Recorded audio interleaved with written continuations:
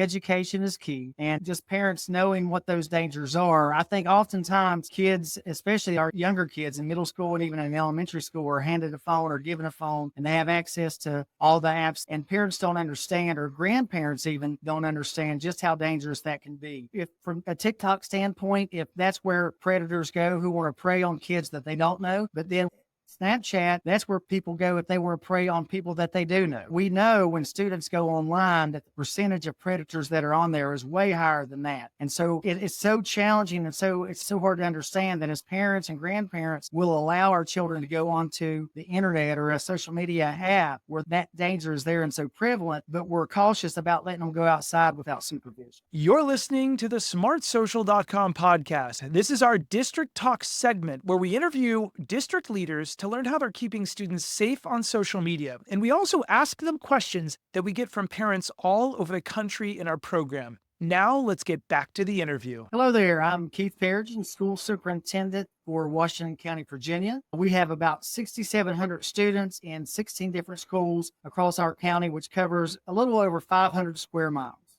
Superintendent, it's great to have you here. And it's not just because your first name is my middle name, but I know we're going to get along in addition to that. But I'm excited to have you here today to talk about the parent questions nationwide that parents have about the very devices that we're struggling with kids having at a young age. And no shame to any parents watching. You know that at smartsocial.com, we reach millions of parents every single year, keeping their kids safe on social media so they can someday be successful and they can someday shine online. Superintendent, we got a lot of questions for you here today. The first question that we hear from parents all the time is around parent ed. And parents ask us, as districts implement cell phone-free policies, parents are telling us that they're left sometimes in the dark, begging for strategies they can use to work with their kids at home. What are your suggestions for districts to increase parent education and engagement around cell phone use? I think the first thing that I would tell our parents or suggest to our parents is that fear is a liar. We just implemented in the beginning of January a cell phone free education here in Washington County, Virginia. There were a lot of concerns about all the things that could have went wrong as a result of the implementation. And what we found is that all those fears did not come true. We're seeing our students who are being more engaged. We're seeing more learning taking place in our classroom. We're seeing less behavioral issues going on as related to some things that can happen because cell phones are used at school. And we're also seeing students engage with each other in a more traditional way. I think if parents start to roll back the amount of time that their kids are spending on cell phones and social media at home, I think we'll start to see benefits as well. I think initially that fear can paralyze us, but I think once you take the plunge and do what we know that we ought to do as adults and parents, I think everybody will reap benefits. Yeah, that's an excellent insight. I want to double click into that answer. Where do you see the fear coming from in some of your colleagues and your community? Is it sometimes the parents who we love and partner with? Does some of the fear come from the parents? Does it come from staff? Does it come from the leadership, like a superintendent? What have you noticed in your trends? As far as the impact of the cell phone usage in school, I think it was parents are used to being connected to their kids on cell phones 24 hours a day, 7 days a week, regardless of what it is that they're doing. And to lose that connection, I think parents thought we'll miss picking them up because of a schedule change, or they'll need something at school and they won't be able to get in touch with me. And that's just really not been the case. Josh, you and I probably grew up in a time where if we forgot our lunch, we would go to the main office. We'd use a phone there. We would call mom and they would either tell us tough luck or eat the cafeteria food, or they would drop a bag lunch by. And we still have those same phones in our offices. We still have the same way to connect with our families, and just doing what we know is right by our kids and getting past that fear, I think, is a huge benefit. The same is true at home. I think sometimes parents are afraid that their kids will lose social connections because every other kid is embedded in social media. And I think that the opposite would be true too, because if we can get our kids off of our phones, off of their tablets, off of these social media and the constant roll of YouTube videos that they can be connected with, I think we'll see kids interacting more, whether it's at athletic events or hanging out together playing board games or doing other fun things that kids missed out doing because they're spending their time in front of a screen. Yeah. Superintendent, I heard from a parent that's close to our program, which reaches millions of people. Actually, one of our staff members said this. They said when TikTok was shut down for a brief moment, one of her kids said, "Mom, I hope it's shut down forever." And basically, it was a way to beg for, I need less screen time. I need somebody to implement that in my life. And by TikTok just shutting down, it helps me so much. And I think the key takeaway there for all of our parents and superintendents listening nationwide is sometimes kids need that tough parent. And what superintendent's doing right now is, and every school district's discussing on the topic of this, let's put those guardrails to be a tough, loving parent to help build resilient kids that aren't bombarded, right? Am I wrong there, superintendent? No, I think you're exactly right. I think there are a lot of great things that can occur through social media and access to technology. But the one thing that I think that we didn't expect from social media is children have lost their innocence. And that the answer that you just shared about the child who told their parent, man, I just wish they would keep TikTok off. That is a very innocent sounding response. But we don't hear that as often as we used to. And I'm afraid that we've allowed our students to be connected. And through that connection to social media and their screens, they've lost their innocence in the process. Yeah, so true. Superintendent, I'm so glad you're here today because the next question is, really hitting on the social media impact on teens. How are you seeing social media's impact teens' self-esteem, motivation, decision-making in your district? And I want to ask this as a follow-up to your screen time decision, which, by the way, I applaud. I think it's wonderful nationwide. We're seeing the benefits after 2 weeks of less screens in school. Kids are probably upset, parents are upset, and then all of a sudden they become more focused and happy and relaxed and themselves again. But in relation to that, how are you seeing the limit on screen time or an impact on screen time impact students' self-esteem, motivation, decision-making?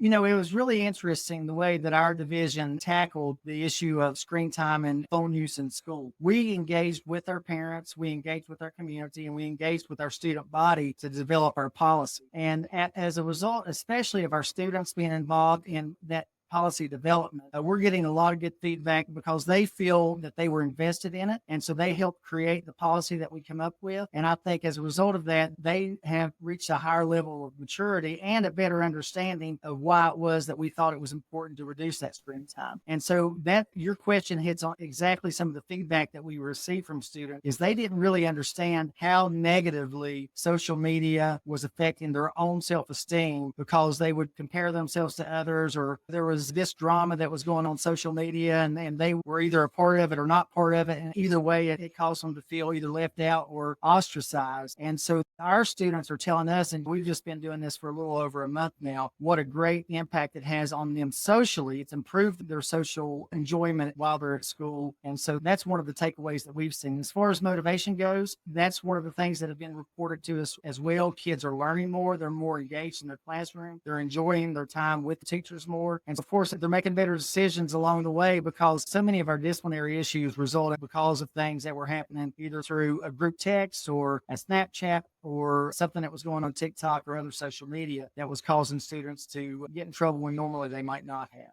Yeah, so true.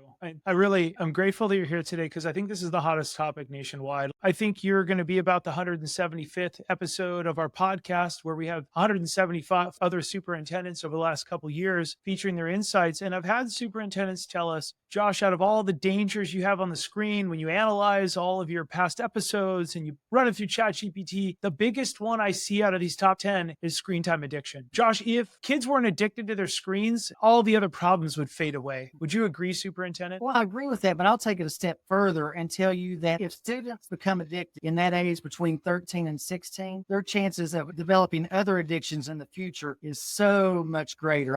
That's not information. If you've read The Anxious Generation by Jonathan Haidt, that information is shared in that book. And I think that's the question that we have to ask ourselves. Is allowing our students to spend 4 hours a day in front of a screen or interacting with social media, is that potential for addiction worth the potential for future addictions like drug abuse or addiction to pornography or gambling or other much worse addictions that they can be exposed to as they grow older?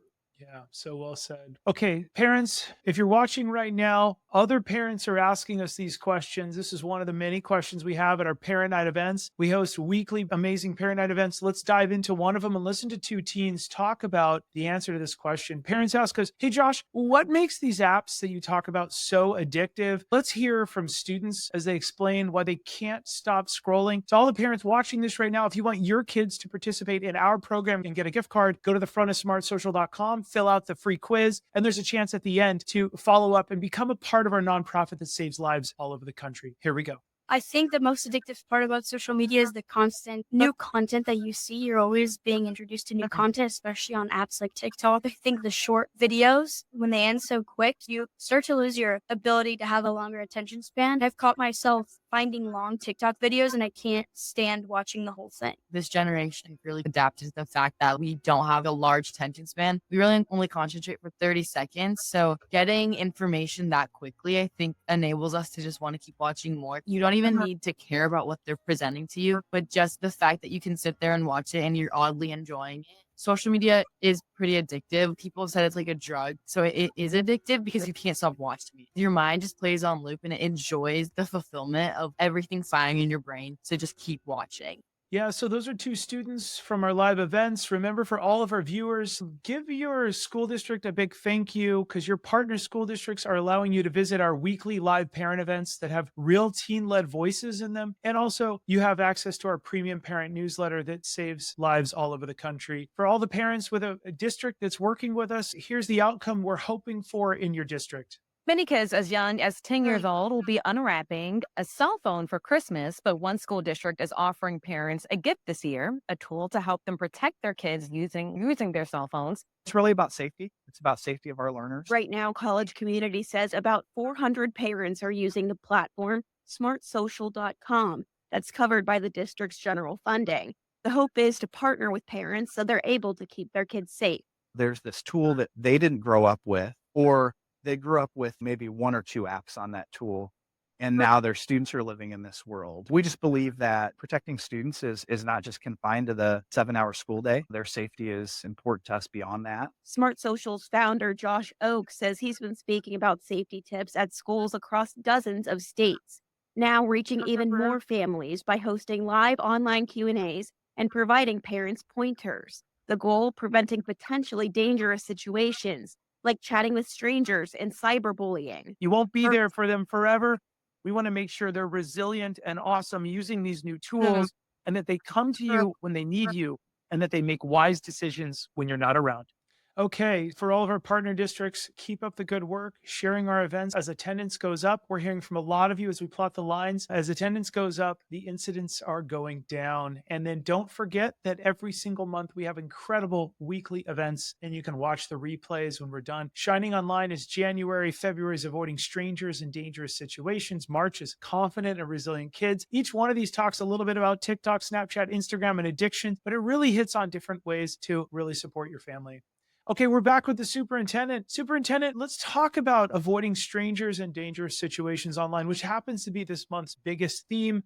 Just after this recording this evening, I have hundreds of parents joining us for our live evening event. Normally, they're every Tuesday at 4 p.m. Pacific, but we've thrown on Thursday as well. So each week, we've got huge parent education programs where districts from all over the country throw their parents into it. I like to tell people it's like a little live TV show I have, and it's DVR'd. So if you register for it, you join in, ask your questions, watch the stuff. And then also, if you miss it, it's in your DVR in your inbox, which is fun. Superintendent, what is your advice to parents and students to avoid talking to strangers and avoiding dangerous situations online? I think, as you know, Josh, and it sounds like you're doing a great job of it. Education is key. And I think just parents knowing what those dangers are. I think oftentimes kids, especially our younger kids in middle school and even in elementary school, are handed a phone or given a phone and they have access to all the apps that were just mentioned in the videos that you showed earlier. And parents don't understand, or grandparents even don't understand just how dangerous that can be. If from a TikTok standpoint, if that's where predators go who want to prey on kids that they don't know, but then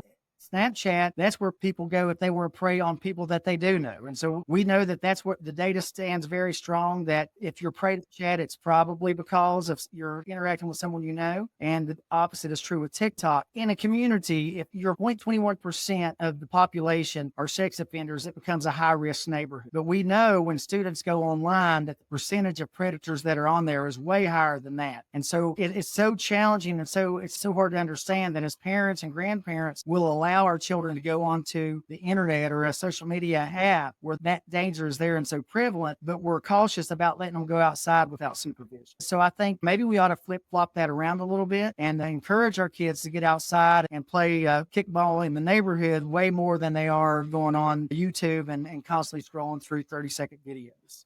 Yeah, yeah. I'm also going to say, and I think you bring up a good point. Parents often love Superintendent when we compare the old school stuff we already know to the new school stuff. And we go, whoa, the leap is exactly the same. It's not that different. I'm going to take what you just brilliantly said and take it to the next level. Outside without supervision becomes more dangerous when chatting online, because we showed some other stuff on Tuesday night in my little TV show that we had hundreds of parents from around the country join. And it was all about a girl who got abducted 15 years ago because she was sharing a lot of stuff online, and her all of a sudden lack of supervision when she's walking down the street became dangerous. So I couldn't agree more with you. Okay, we've talked about a lot of danger. We've talked a lot of screen time. Now it's time to move into the more positive thing. And parents, you've been around Smart Social for years, that we do believe in shining online. It's now one of our trademarks, quite literally. What advice, Superintendent, do you have for parents and students to help students use social media in a positive way so they can get the best job, the best career, the best college opportunities in the future?